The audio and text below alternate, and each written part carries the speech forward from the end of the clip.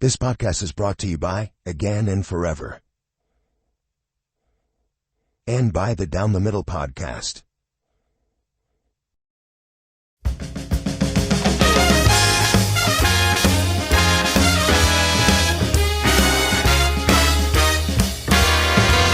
From Hollywood, California, the manager that we all love, David Firestone.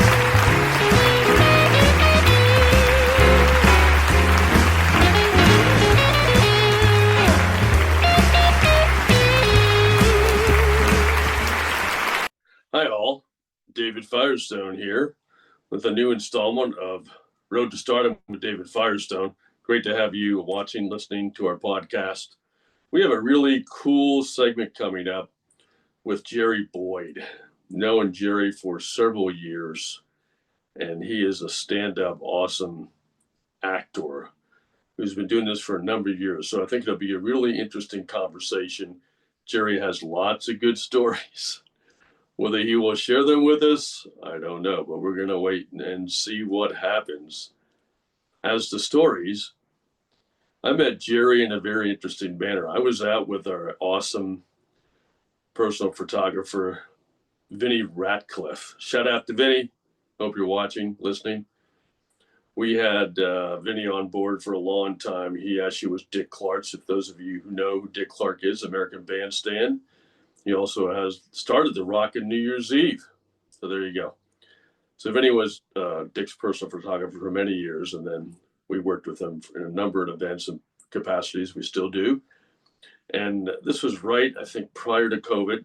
I was with Vinny going to an event, and we were walking through a CVS in Beverly Hills, and all of a sudden, out of nowhere, Vinny starts yelling, "Hey, Jerry!" and waving, "Jerry, Jerry!" I'm thinking, what's going on? You know someone? You don't know someone in CVS? What's happening, Vinny? And as it turns out, he hadn't seen Jerry in quite some time. And Jerry had been actually overseas for a bit and had just come back recently. And Vinny introduced me to Jerry, and it just went from there. We hit it off. And it's been a great relationship with Jerry Boyd. He has booked two really great co-starring roles with us in All American and The Dave Show. When he had a show, the rapper had a show. I'm not sure if it's still airing or not. But it was a great run, and we're still doing more and more editions, and he's moving up the ladder, coming back from a varied career over the years. He was actually on the original Magnum P.I. We may cover some of that in the interview, so I'll stop here. But that's how I met Jerry. Again, one of those happenstance chances when you're out doing things. You do meet people. It's a matter of balancing that with continuing your creative work and rehearsing your creative work and staying dedicated to improving your craft. We'll see you soon. Jerry. Jerry Boyd. So yes, I wanted to get one thing very clear up front, Jerry, to let you know that you are a fine actor. Now, between Jerry and myself, that's an inside joke, because it's something I said to Jerry and Jess once. Jerry is actually an amazing, incredible actor and has an incredible history in the business. He's been in such incredible, iconic shows like the first Magnum P.I, shows along those lines, and he has some great friends in the business over the years. So we thought, and Jerry Boyd has been a talent with us for some time. A little funny story there. We met in a CVS, if I recollect, Jerry, and there was someone shouting out to you, old Vinny Ratcliffe, shouting out to Jerry, Jerry, and then it went from there. So it was a really crazy but fun way to meet. So we're going to get into the meat of it, Jerry, if that's cool with you. And first question out of the box, really simple, is you've been at this for a bit. What got you started? What was the thing that really revved your engines and got you into the biz years ago? Well, now, this is kind of a twofold thing, a twofold answer for me. And, you know, if I get long-winded, I'll jump in. Just jump in. But I'm not really able to talk about the details of it, but it was, someone met their demise as a result of watching this television show, you want to call it iconic or whatever, show Oh, that was the catalyst for my coming into the business. So I'll talk. How shall I broach this subject? I was a sharecropper's son, and so there was, the only time the word acting was mentioned, boy, you acting like you don't hear me, and when you were about to get a whipping. So there was no outlet. yeah. In those days, that was not something that be surprised about, right? Nowadays, you're like, wow, how can you say Yeah. that? But that was something that in that time period was not, unfortunately, uncommon. No, not at all. So we had this, as you probably saw earlier, or you can see a corner of it in my background. I still have a floor model radio from those years. I saw that. That's beautiful, Jerry. It's from that time frame. Wow. Yeah, and we had one, but it wasn't in the condition this one is in. The cabinet was all gone, and we had clothespins and coat hangers, and we did all of that to get the best bad signal we could. I see. And so the family would watch or would listen to the fights. My dad loved the fights, and family night, everybody would be looking at this, trying to hear what's said. Sugar Ray Lanza right, or whoever was fighting. And Wow. so I don't know, at that young age, I had the ability to step back and take a look at my family. And I thought, wow, wouldn't it be nice to be looked at like that? And so then I found a way to make that happen. If I could become an actor. I found them watching the Cisco Kid and Pancho the same way. And I thought, Wow. I want to be Pancho, and that was the role that led to my, that coupled with the other thing that I can't talk about because family members are not comfortable with that being, on the airways. Disgust. Yeah. Understood. Yeah. So it was a deeply moving moment for you, it sounds like, Jerry. Oh, absolutely. Absolutely. It was, and Now, hey, was this you were still living at home when if you don't mind me asking, 20s, teens, or you were I was teenager. teenager at that time? Yeah. And when I looked for avenues to pursue that, we at the little school that I went to, it was segregated. It was, all black school. We had one play a year. And when I got cast as the Jack in the Box, man, I thought that was a leading role. I just sat in the box until an actor came by and knocked on the box, and I jumped up, and then I went back in my box and I stayed there. That was all I did. But I felt, there are no bit parts with me. I mean, I wish I had stayed that way, but oh my God, was that a moment? Wow, that's crazy. That's so funny. Yeah, That's so cool. It's all about perception, right? And how you view yourself. So yes, yes. And then when I told my friends subsequent to this stage presentation that I was going to be an actor, they laughed at me. oh, So I put the chip in my pocket, and acted as I always have, like it didn't hurt, but it hurt. I was crying on the inside oh boy. because it was they just ragged me, to no end. And I didn't have any foundation to stand on. So I put it away.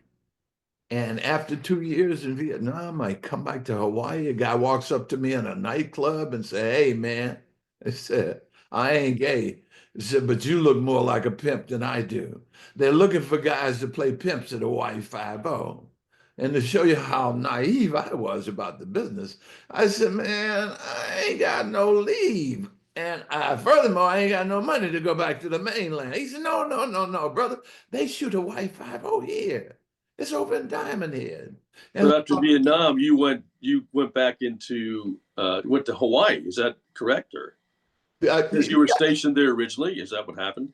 No, I was transferred. I mean, I was sent to Vietnam out of Port Right. Hueneme, California, and when I finished my 2 years in Vietnam, I was sent to the Philippines. Oh, I'm supporting the war, and then after I spent my years there, spent 4 years in the Philippines oh, almost, wow. and then I was headed to Antarctica. Wow. But I got an infection in my leg. Those orders were canceled, and they sent me to Pearl Harbor, Hawaii. Wow.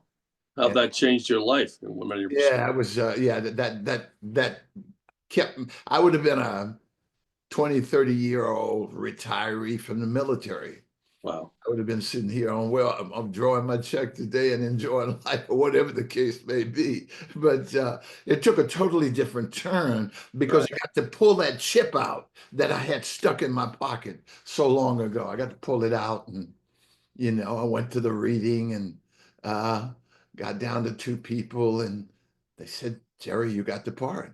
Wow. That all happened in Hawaii. In Hawaii. Yeah, Wow. and Fantastic. that was in the 70s, and I'll never forget my line. And we want to hear it. I bet we can't wait to hear it.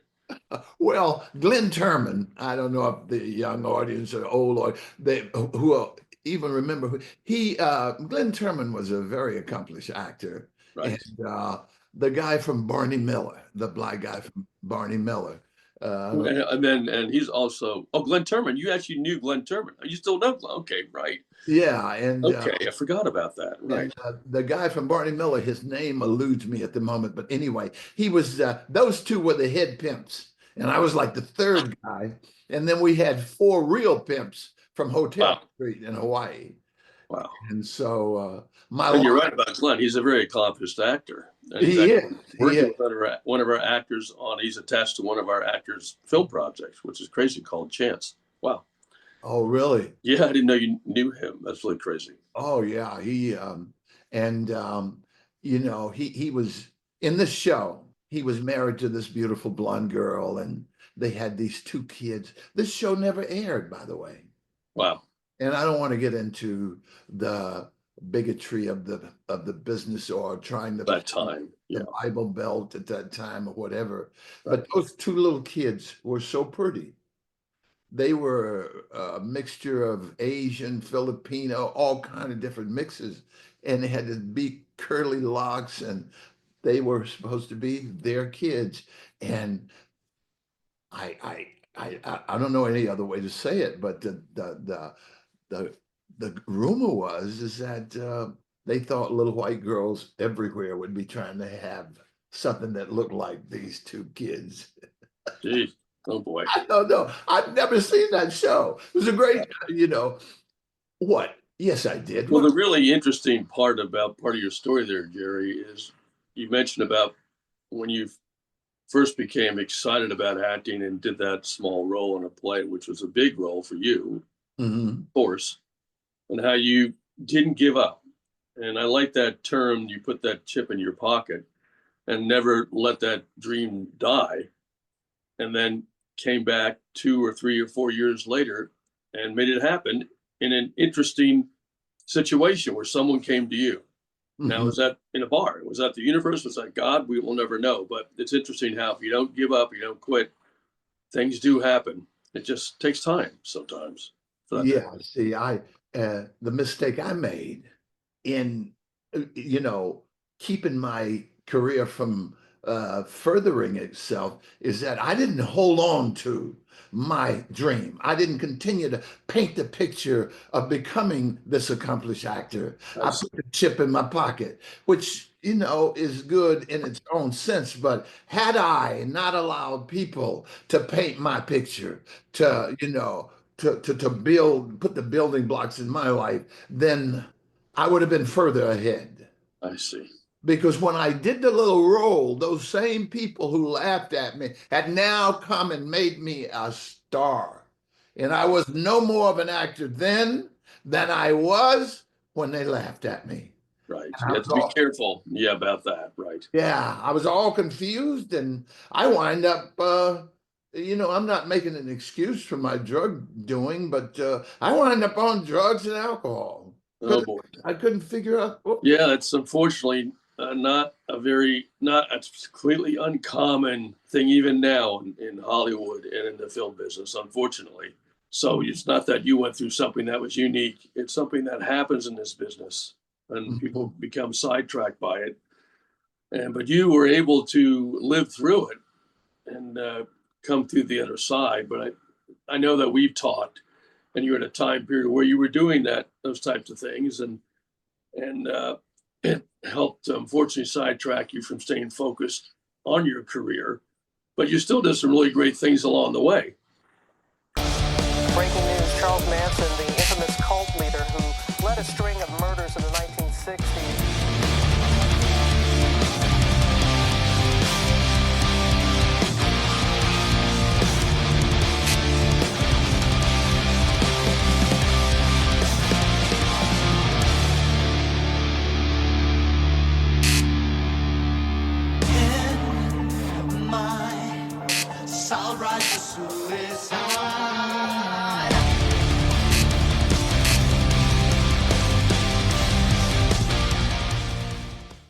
Perhaps you could touch on a couple of those things you did later. And how long was this process for you where you were kind of doing those crazy things? Was that a short term, or you just did it up and down, or just depended on the time of the month, the time of the year? The drugs, you mean? Yeah. Well, the drugs. I have a phrase that I probably didn't coin it, but here's what I always told people. I do the drugs. The drugs are not doing me. I can walk away from this anytime I want to. I'm just enjoying the social aspects of it. I see. Because no one believed that. Right. But I did. I did it exactly the way. See, because I believe there's something about your voice that's connected to the nerve center in your body. And what you say and continually say, you cause those nerves to produce that. Right. And so I don't want to get too deep off into that. No, I understand what you're saying about that. It's an unfortunate, but again, it's not as if you did something and you weren't too crazy about it, I don't think, based on what we've talked about in that regard. It just ended up distracting you from moving your career forward in some respects, unfortunately. Well, I believe that there are aspects of subsequent to cocaine use that are real, whether people believe they were real for me. I see. I became instead of a go-getter, I became a procrastinator. I see. And that had a lot to do with that drug. Wow. It did, because I mean, it was like living in Hawaii.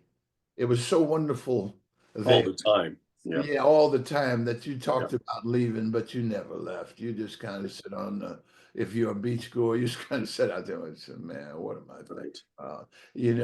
That sort of thing. But yeah, I became. So there is a cautionary tale, and we know some big actors, just like, Robert Downey Jr. He's very open about, and it was very much in the press when it was happening, had a similar situation. Now, he was able to make a comeback, but he'd already been at a fairly big level in the business when that was affecting him. So it's a little different story.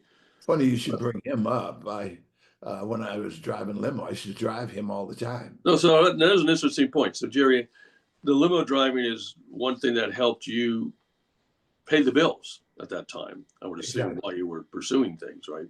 Exactly. So go on to your story, please. Huh?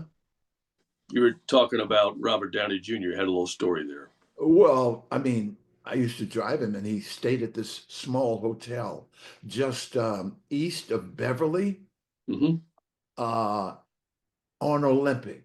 There's a hotel right there, and I used to take him there. But I didn't think, while you're in a situation, your thoughts and ideas are different about it. I didn't think I didn't know anything about him being hooked, but boy, he was. Really? Yeah. Oh, wow. Now that I go back and look at that. Look at what was going on. Wow. Yeah. He was really in a bad way. Wow.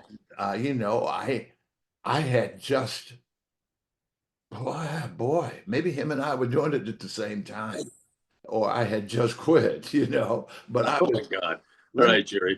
That's yeah, enough. yeah, I had quit because I was driving limo now. Yeah, Right. yeah, Right. I never did it while I was driving limo. Yeah, Right. Right. but I didn't know how to help him. Right. Yeah, Right. We got to help yourself first, but yeah, yeah, unfortunately, it has to come from inside of you, I think, to really put something like that, right? I would say, mhm, yeah, or a yeah, habit like that, because it can be addictive and those types of things, just like alcohol can be. mhm, So, but the good news is you made it throughout the other side, mhm. and it's a cautionary tale, obviously, to young actors and actors who get in the business. You get that first role, you get that maybe a couple big, really cool roles. Keep your feet on the ground, right? Yeah, cocaine cost me a television series, you know. Really, I think Yeah, you told me that story once. Wow. yeah. It actually cost me that. That's when I set it down. Wow. That's when It took something, a big event to really make changes for you. exactly. Yeah. I stopped drinking, I stopped cocaine, I stopped smoking, I even stopped fornicating. I didn't want to do it. I mean, because I remembered what my mother told me when I was a young boy. Jerry, you're going to get this show canceled here pretty soon. I mean, I just stopped everything. No, I'm kidding with you. I'm kidding. Yeah, No, I appreciate the brevity of it, the clarity yeah, of it. It's yeah. So enough about me. Let's talk about this. no, well, it is about you. It's about the business, really. And Yeah. that's what people want to know about is how actors' careers progressed in that situation. So the audience, I'm sure, appreciates the stories that the scenario that you just presented, what happened to you personally, and Mhm. we're really happy that you got through that, and because now you're married and you're aren't you an ordained minister? Did you tell me that? No, I'm a minister, but I'm not ordained. Okay, gotcha. So you become Ordination is associated with being a pastor in a pulpit. right. I got you. I Yeah. got you. No, Hmm. no, I know you're working on a faith-based project right now, which we had a read a few days ago, which is very exciting. And hopefully you'll be able to get that project up and running in the near future. I know there's some things that have to potentially be changed and edited, and that takes time in any script, but it was a great first read. And a few of our actors were invited. Thank you very much, Jerry, John Mock, if I can plug John Mock, and Natalie Ruxton were there, Hmm. and Oh yeah, good yeah. friend Michelle Carney. So we appreciate all that. And They were hopefully, troopers. They were troopers. They really yeah, were. it was a good read. And the other thing you're doing now in the latter half of your career, besides you booked two co-starring roles with us, one was with All American, and one was with the rapper has a show, Dave. Dave, yeah. The name of the show was Dave, right? I'm trying Yeah, to yeah. remember. It was Yeah, Dave. It was called Dave. Dave. Yeah. So, and we're still obviously you're doing a lot of great auditions with us and all those things. And you've also in the process of this reinvention of your career over the last 3 or 4 years, you've also you're on TikTok. You're a TikTok now. You are a TikTok star, right? I can TikTok, say that. Amazon, Snapchat, Yeah. all of these different platforms. And the Yeah. name of that show, tell the audience the name of that show, Jerry. It's called the Retirement House. Great. And Yeah, weren't you on Good Morning America last year, right? I was, yes. The group Awesome. was. The Yeah, group. that was a very fun, exciting. I watched that and taped it for you. Yeah. And you were also on the Times Square billboard too, right? The electronic. Now that was the most, that was, Good Morning America, no offense, but that was the most exciting aspect of it for me. I'd done these roles, different roles in television shows, and someone asked me, says, Jerry, what would you want? I said, well, aside from a lead role in a film or something, I said, I want to be on a billboard. And so, Nice. there I am in Times Square, and the guy's walking us saying, okay, don't look back until I tell you to look back. And we stopped at this one and we looked, he said, okay, turn around. Turned around, and there we were up on this. Wow. This Wow. billboard was like bigger than any billboard I was talking about. This thing Wow. Wow. huge. And there we were. Wow. And it brought tears to my eyes. No, that's really a great achievement, and Yeah, a lot of people would be happy to have that happen to them in this business, and it's a yeah. kind of a rewarding feeling. Maybe you can change direction here for a second. Thank you for sharing all those things with our audience. What would, we have a lot of people that watch us who are young actors or young directors, producers. What do you think, particularly let's concentrate on the actors side. What do you have any thoughts about what you would do starting as an actor, perhaps differently or the same thing, or any thoughts you have about that for a young actor and how they might get a foothold in this business in today's environment? Well, this is interesting, very interesting, because it's the young actor who has the greater opportunity, in my estimation, always. But not just in the traditional sense, but in the new sense. I mean, I think that young actors, they have a grasp on this already, that older actors like myself, who are technology challenged, they have some hurdles to cross. I mean, Right. because like in the future, I think in the future of film and television, I think actors are likely or more likely to have a multifaceted role in their, Interesting. huh? Interesting. I think that they're gonna have to have more creative control. I think that they're going to have to understand how to utilize technologies like motion capture, digital avatars. They're going to have to understand what AI is doing. Right. They're going to have to circumvent that some kind of way to make themselves relative. Right. I think another thing is that if you don't know how to navigate these kind of technologies, you might as well apply for welfare, because this business is going to leave you behind. Yeah. And especially, as you mentioned, with all now the self-tape situation, which is really mainstream now, which it wasn't obviously when you were first in the business, and it really wasn't until after COVID during COVID that it became mainstream. And that Anything else. So you got to be able to navigate the technology part of it and how to do a good job on self-taping. Yeah, and not to cut you off, but I just No, go ahead.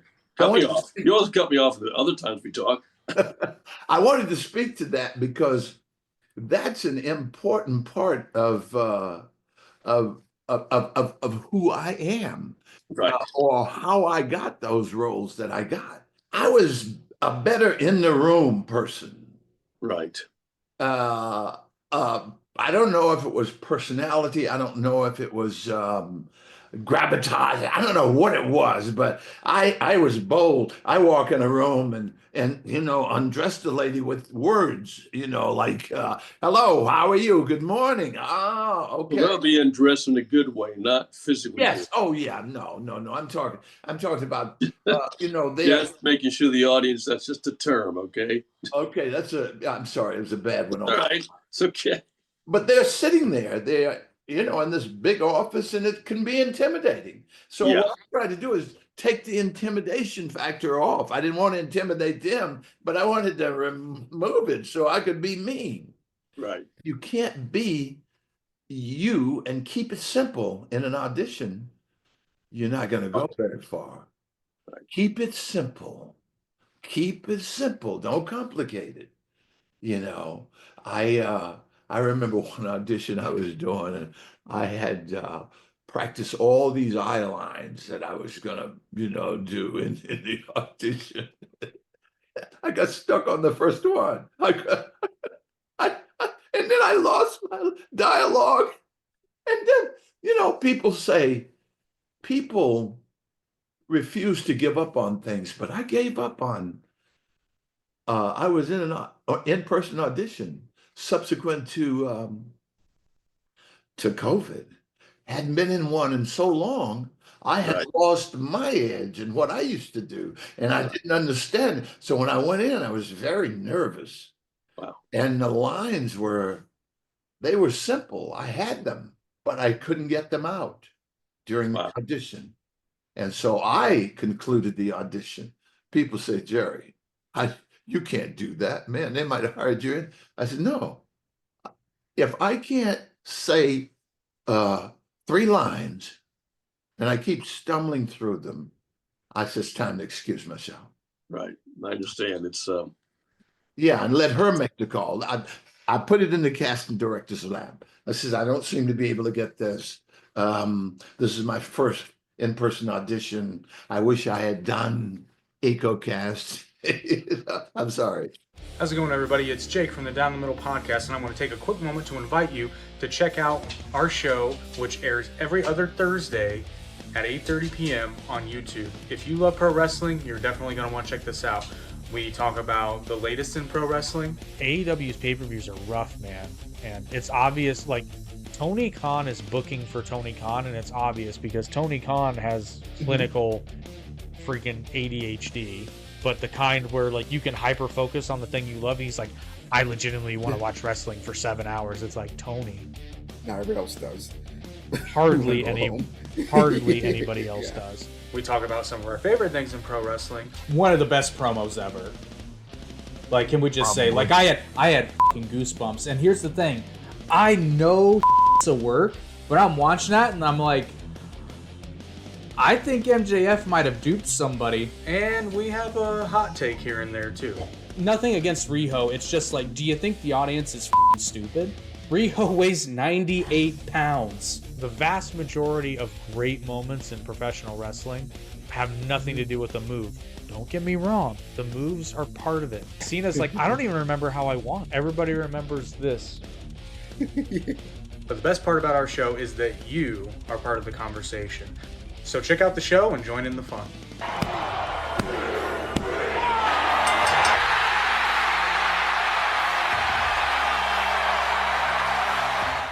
Well, I want to transition now to CGI. CGI. Yeah, I like that. This computer-generated imagery, Right. where they are able to, do sets. They are able also to create realistic characters. Right. I mean, which eliminates me. Now, I juxtapose something in my head, and I'm going to say this to you. You can cut it if you want.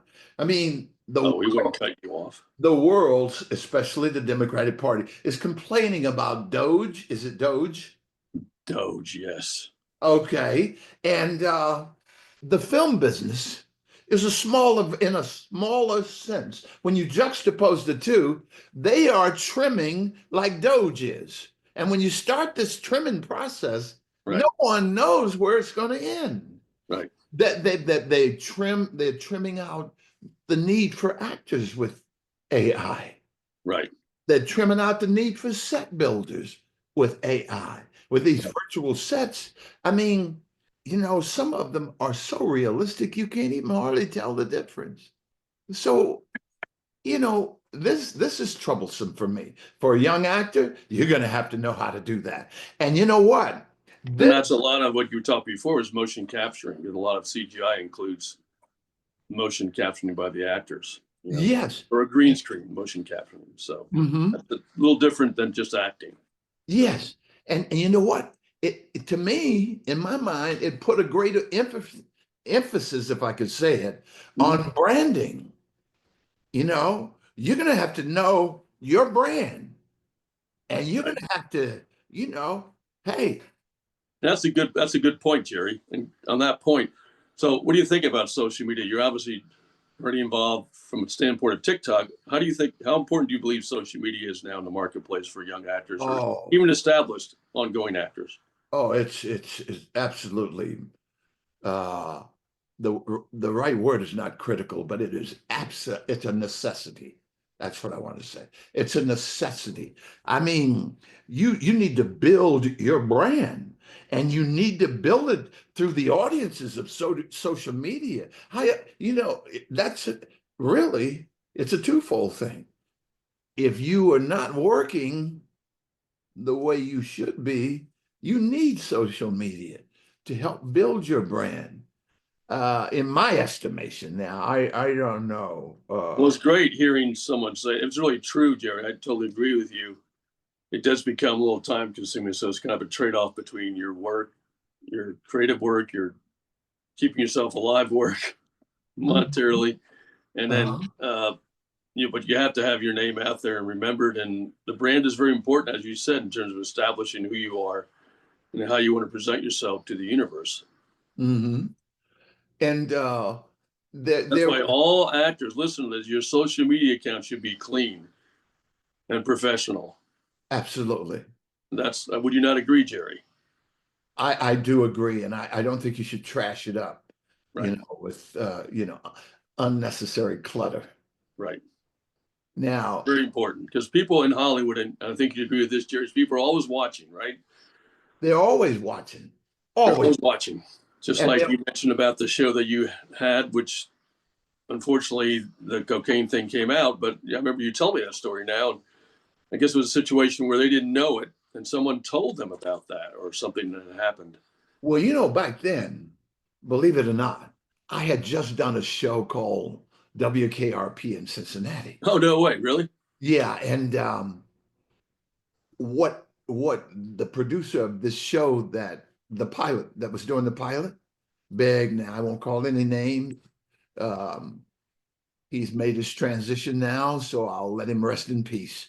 But anyway, he called WKRP in Cincinnati to ask them what kind of character I was in terms of, will he show up to work on time? Really? That kind of stuff. They asked, they asked him. And so the one of the producers from WKRP called me and told me, keep your nose clean. Wow. Think about that. Isn't that interesting? What was I doing?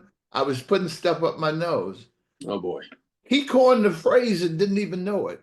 Wow. He didn't know I was putting stuff up my nose. He was just using that old idiom. Expression. Right. Yeah, keep your nose clean. Right. Somebody big is checking on you. He wouldn't even tell me who it was. He just, somebody big was checking on you. And sure enough, somebody big found out what they needed to find out, because at the time, I won't call his name, I'll just name the show, the character on Matlock. Oh, yeah. And the character on In the Heat of the Night were acting up big time. Two black guys at that time could mess up a whole train of things for other black guys. You know what I'm saying? Robert Downey Jr. could do his thing. That wouldn't affect anybody. That's not going to affect Tom Selleck. But when Howard Rollins and, well, I didn't call his name now, and Kenny Holliday would do things, that affected things for a lot of us black guys. You had to be squeaky, licking the plate clean. Right, right. And, another thing you couldn't do, one of my friends, he lost a part at that time. Yeah. He lost, maybe he did one part, but he lost the recurring aspects of his part. He lost, something happened. He walked on set with a beautiful blonde. Wow. You just couldn't do that in that time. I don't know I don't practice that now. Yeah. I mean, regardless of the race issue, sometimes if you bring other people on the set, they're not supposed to be there. Yes. It can cause a lot of issues, regardless of the racial implication there. Yes, it can. It can. Yeah, so you got to be, it's better to be squeaky clean just in general. And just like when I go to events now, in the past, I might have a drink or two, but now I really hardly drink at all, because that's another with one or two drinks, you can say something that might be interpreted the wrong way. And so you have to really absolutely. You don't have to be smart about it. Right. You do your socializing away from the business. Right. I don't know. I mean, I think Denzel even practices this. Yeah. He's well, anyway. Right. It's a very good point. Yeah. Bring it up. And it kind of leads to that one question that we talked about was, what big event occurred that you had an event there that caused some real issues for you that kind of derailed your career because of some of the things that were going on at that time in your life. Mm-hmm. So it's another cautionary tale. I derailed mine with competition. Yeah. What's that? I derailed my career with cocaine, with the use of cocaine. Yes. Wow.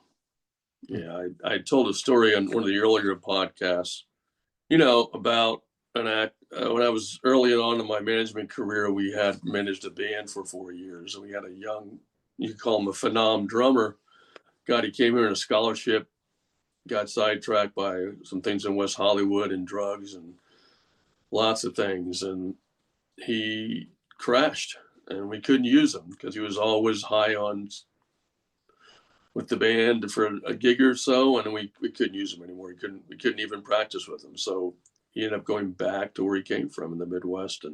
But he was just an incredible natural drummer. So those things do happen, and they're real stories. They're not made up stories.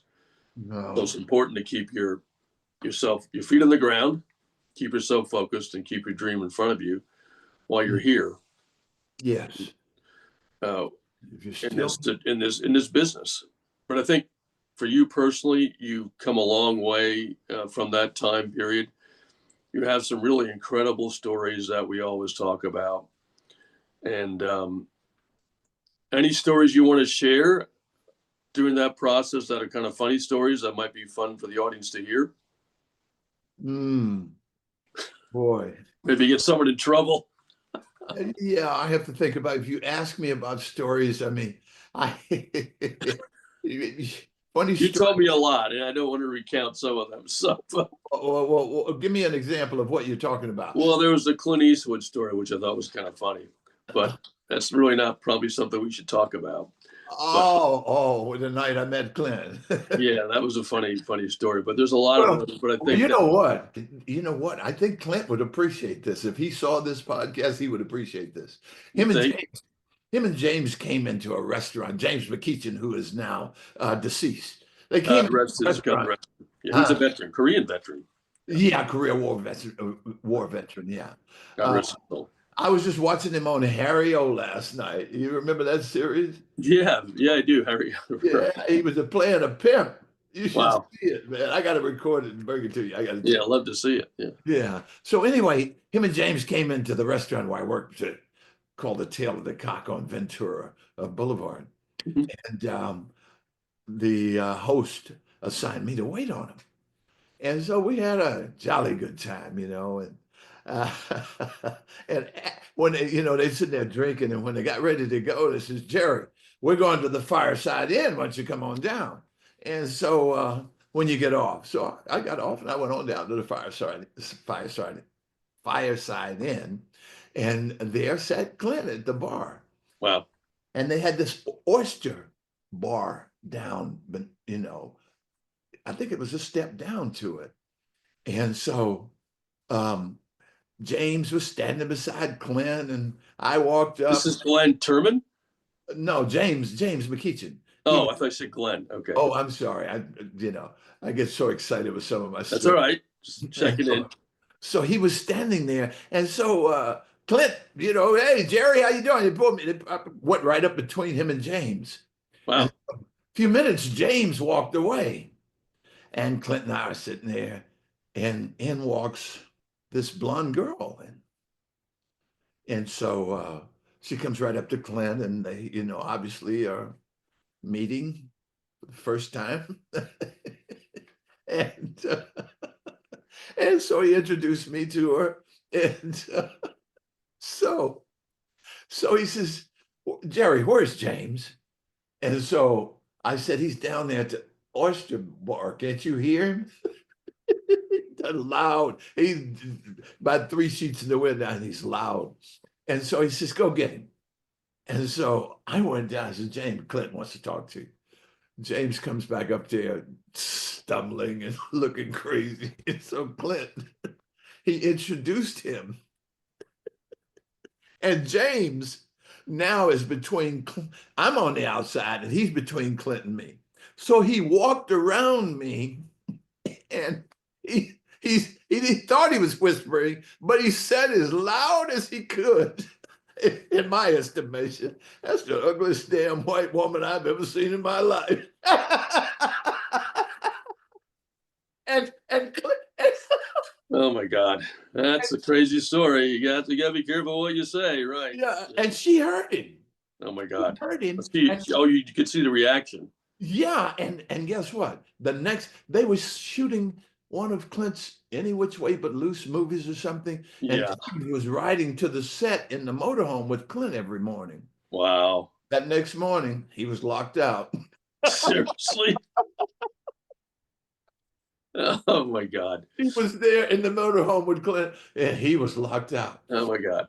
So there's another cautionary tale. Be careful what you say when you're out and about. It's the same old thing we were talking about earlier, is always be aware that people are around listening, and sometimes you learn that lesson the hard way. You do. You really do. It affects your career. It can really affect your career, regardless of race or color or whatever. It doesn't depend on that. In that situation, it depends on what's said. Mm-hmm. And the difference. Back in that day, the National Enquirer was a big deal. Oh, right. The paper magazine. Yeah. Yeah. And they used to come to my limo and knock on the window and try to get things out of me with the Seriously? Yeah, with the promise of we can get you acting roles. You're an actor. Really? We can get you acting roles. Wow. We just want to talk about this particular person. Really? Yeah. Wow. I told them that, hey, I can't do that. Wow. I forget the term for the agreement that I signed to NDA. NDA, non-disclosure, absolutely. Yeah. So I said, yeah. Boy, that's never changes, does it? Now there's TMZ, but I don't think they offer people acting jobs. Well, they it's offer different. It's different.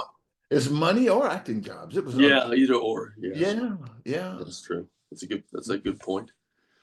Well, that was a wide-ranging conversation. I didn't expect it to go the directions it went, and I appreciate your openness, Jerry. Well, for those who are listening out there, is there any other things you'd like to communicate to young actors or people just getting into the business?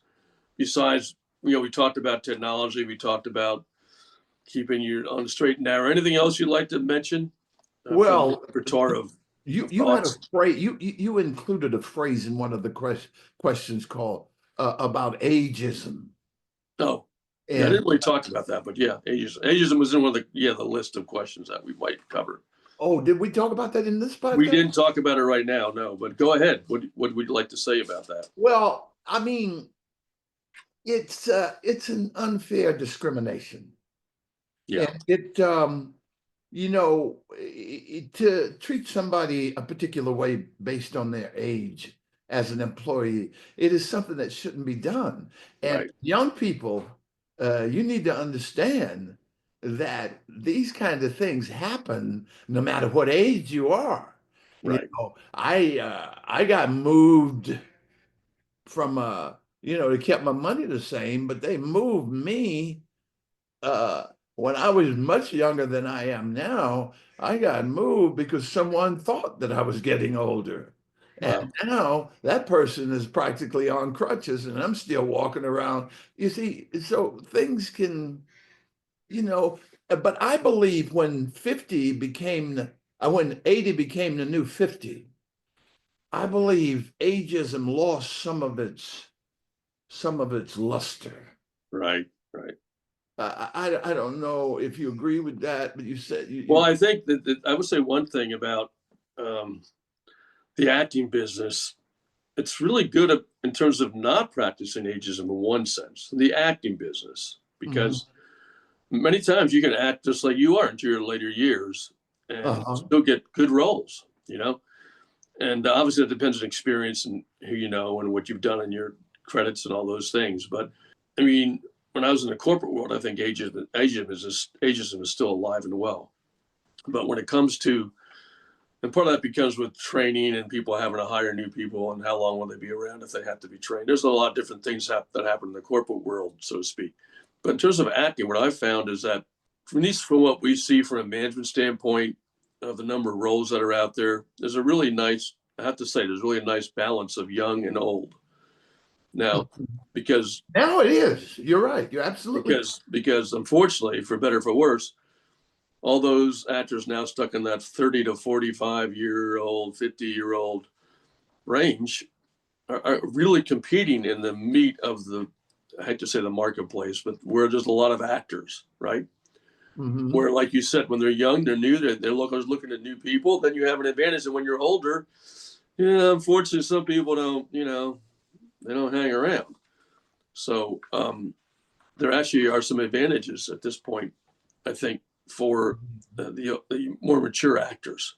For what I've seen, it just from a standpoint of submissions and the types of shows that are out there. So look at Steve Martin and Martin Short. You get that whole new series that came together a couple, 2 or 3 years ago. The name is escaping me at the moment. Murder in the House or Murder. I can't remember exactly what the show is. But, I know the one you're talking about. So it seems to has balanced out, at least in the film and business, acting business. Though it doesn't make it any easier to get that role. Yeah, no, it doesn't. Now, But at least you got options, right? You have I options. want to ask one question, and I don't have the answer to this. Sure. You mentioned something about typecasting in one of your questions. And I thought to myself, is typecasting? To a point, it's real. So it's important that, But can it be juxtaposed to branding?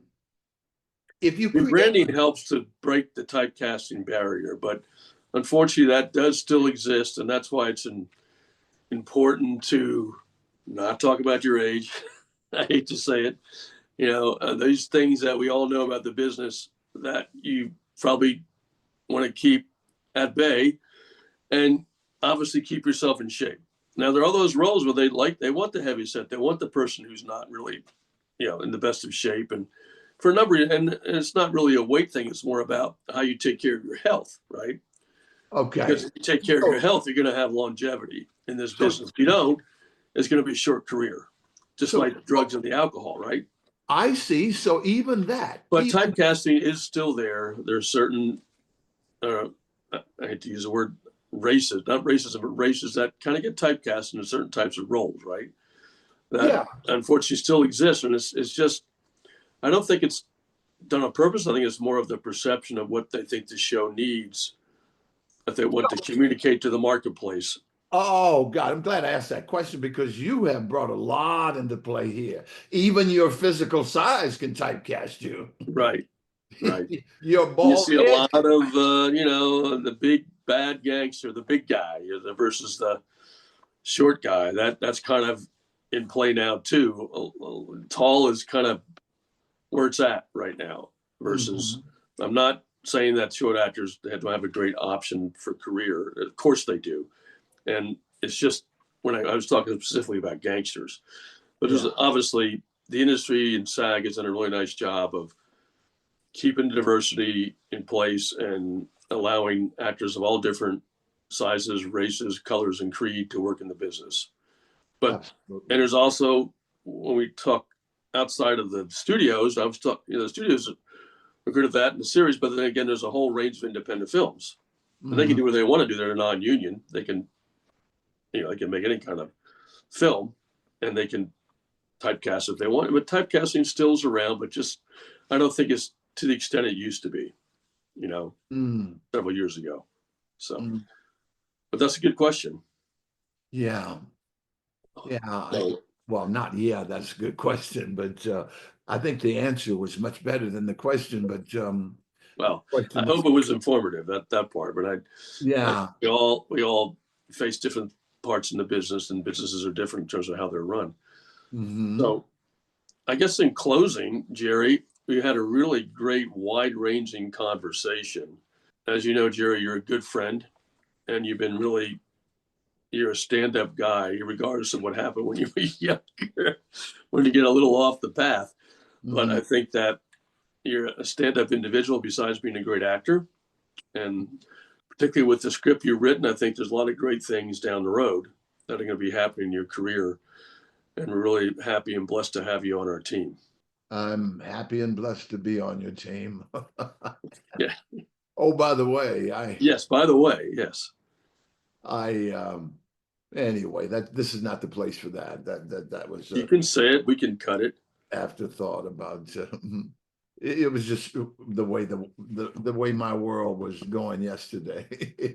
I think I talked to you in the middle of a race to Glendale. Oh yeah, how'd that go? Well, I went the day before Ah, and auditioned at 4 o'clock. wow. And the next morning, I'm sleeping late because I was up late, right? And I put the phone out of the room because of telemarketers. Oh, geez. And my agent came to the house.